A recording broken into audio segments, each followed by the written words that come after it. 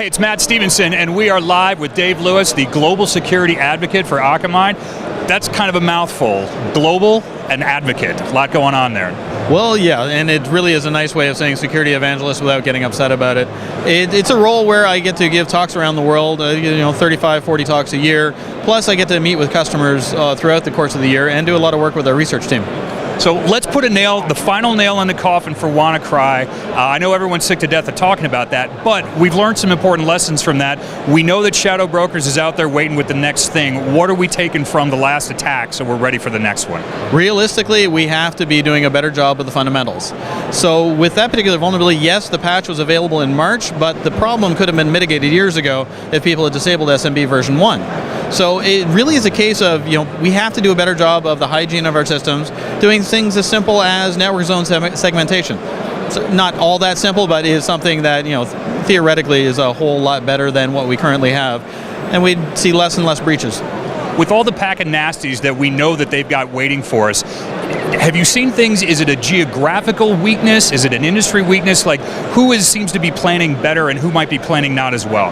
Well, realistically, what I've seen is not so much a geographical thing as an industry vertical thing.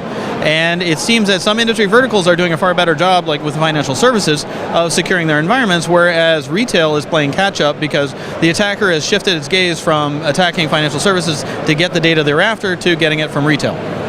And are there things that one sector is learning from another? Now that we know that healthcare has been hit so hard, retail may be looking at doing what they've done. I would like to say yes, and I hope that they are. But that's one thing that as a security vertical, for want of a better term, we do a very, very bad job of, is learning our lessons. And we end up doing the same mistakes over and over again because we don't get into defined repeatable processes as well as lessons learned.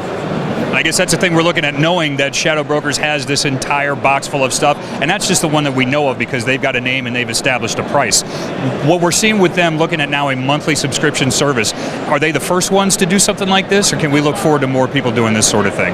Oh, I don't know if they're the first, but obviously they're getting the press cycles, and I don't see that being a big deal because as soon as somebody gets it, I'm sure they'll dump it online. So I think it's more of a case of getting news cycles, so by having that service, as opposed to actually trying to make any sort of revenue from it whatsoever. So it all just comes back to the marketing?